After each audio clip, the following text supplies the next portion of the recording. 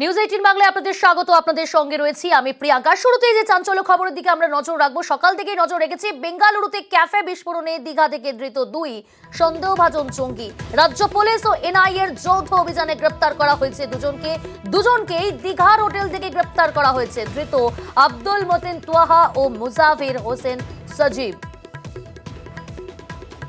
গত 1 মার্চ বেঙ্গালুরুতে যে বিস্ফোরণ হয় ক্যাফেতে, সেই ঘটনায় সন্দেহভাজন জঙ্গি তাদেরকে গ্রেপ্তার করা হলো এবং দীঘার হোটেল থেকে গ্রেপ্তার করা হয়েছে। যৌথ অভিযান চালিয়ে এনআইএ এবং রাজ্য পুলিশের যৌথ অভিযানে গ্রেপ্তার দুজনকেই দীঘার হোটেল থেকে গ্রেপ্তার। ধৃত আব্দুল মতিন তোয়াহা ও মুজাফির হোসেন সজীব।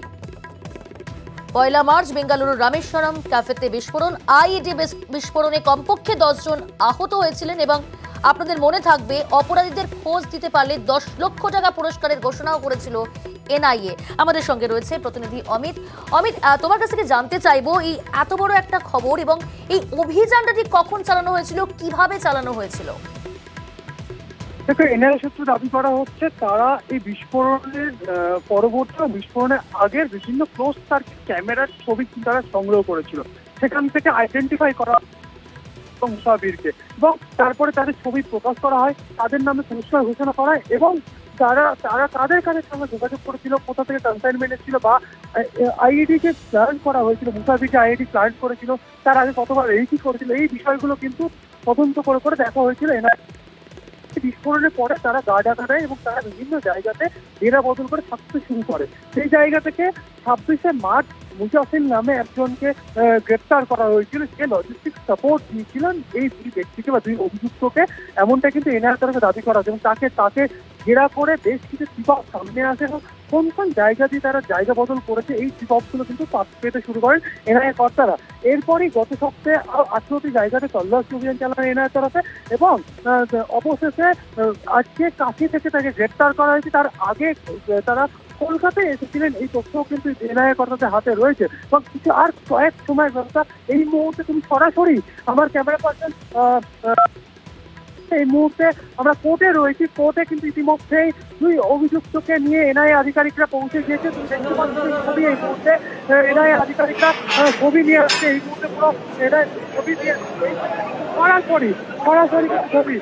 সরাসরি একই বস্তু দেখতে পাচ্ছ।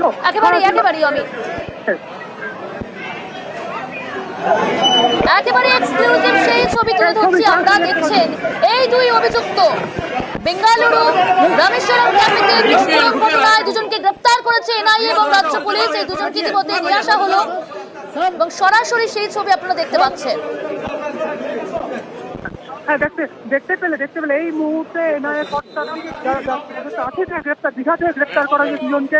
সেই দুজনকে কিন্তু এনআইএ আদালতে নিয়ে আসা হয়েছে এবং তাদেরকে কিছু সময়ের মধ্যে এনআইএ আদালতে পেশ করে ট্রানজিট রিমান্ডের জন্য আবেদন জানানো হবে এবং এরপরই নিজেদের হেফাজতে নিয়ে অর্থাৎ ট্রানজিট রিমান্ডে নিয়ে বেঙ্গালুরুর উদ্দেশ্যে বেরিয়ে যাবেন এনআইএ কর্তারা। তবে তারা যে ঘটনা ঘটেছিল 1 মার্চ, তারপর থেকে তারা যে নিখোঁজ, তারা বিভিন্ন জায়গাতে ঘেরা বদল করেছিলেন, কোথায় কোথায় গিয়েছিলেন, কার কার সঙ্গে যোগাযোগ হয়েছিল বা এদের আরো অন্যান্য যারা যেহেতু কনস্পিরেসির কথা বলা হচ্ছে, ষড়যন্ত্রের কথা বলা হচ্ছে, এই ষড়যন্ত্রের অন্যান্য কারা সামিল, এদেরকে আর কারা কারা সাপোর্ট করেছিলেন বা সহযোগিতা করেছিলেন।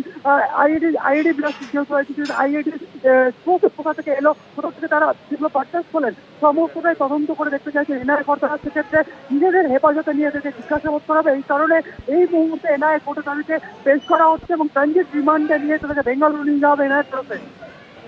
অমিত, এই জায়গাটাই তো প্রশ্ন যে এই দুজন নাকি এদের সঙ্গে আরো কেউ ছিল বা জড়িত রয়েছে, কারণ দুজন দীর্ঘদিন মানে বেশ গত কয়েক মাস বিভিন্ন জায়গায় গা ঢাকা দিচ্ছিল এবং এনআইএর তরফ থেকে ঘোষণা করা হয়েছিল এই অপরাধীদের খোঁজ দিতে পারলে 10 লক্ষ টাকা পর্যন্ত পুরস্কারও দেওয়া হবে। সেই জায়গায় দাঁড়িয়ে অমিত, রাজ্য পুলিশ এবং এনআইএ তাদের যে যৌথ অভিযান, এই যৌথ অভিযানটা, এই অপারেশনটা কতক্ষণের ছিল, কি জানতে পারছো?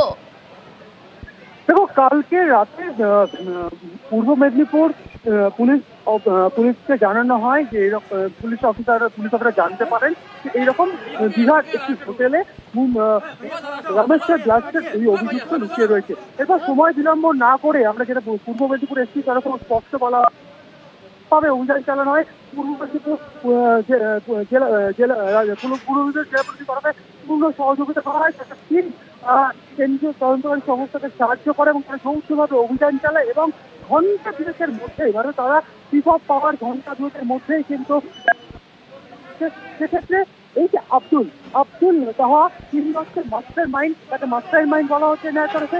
এই পুরো অমিত, এই আব্দুল মতিন তোয়াহা এবং মুজাফির সজীব এরা ঠিক কোথাকার বাসিন্দা? এই বিষয়ে কি জানা যাচ্ছে? তাদের ব্যক্তিগত জীবন সম্পর্কে কি জানতে পারছো এখনো পর্যন্ত? এরা দুজনেই কিন্তু কর্ণাটকের বাসিন্দা এমন কিছু জানা যাচ্ছে। এদের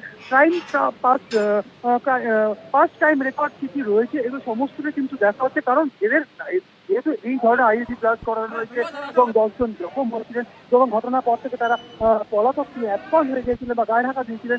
এমনকি তাদের বিরুদ্ধে তাদের যে সমস্ত রেকর্ড এখনো পর্যন্ত পাওয়া যাচ্ছে সেই জায়গা থেকে এনার তরফে 10 লক্ষ টাকা করে মাথার দাম ঘোষণা করা হয়েছিল এবং দেখা গেল যে তারা বিভিন্ন জায়গা থেকে তারা জেরা বদল করেছে এবং মুজাফির নামে যাকে গ্রেফতার করা হয়েছিল তিনি লজিস্টিক সাপোর্ট দিয়েছেন, তাকে জেরা করে এদের সম্পর্কে আরো তথ্য কিন্তু সামনে উঠে আসে এনআইএ ঘটনাতে। তারপরে কিন্তু এই অভিযান চালানো হয়। বেশ, তুমি পরিস্থিতির উপর নজর রাখো। আমি তোমার কাছ থেকে আগামী সময় আরো আপডেট নেব। আপাতত ধন্যবাদ তোমাকে।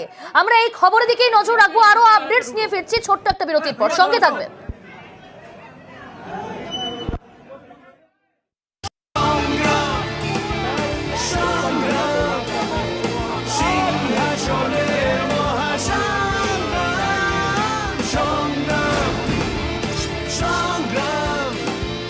সিংহাসনের মহাসংগ্রাম।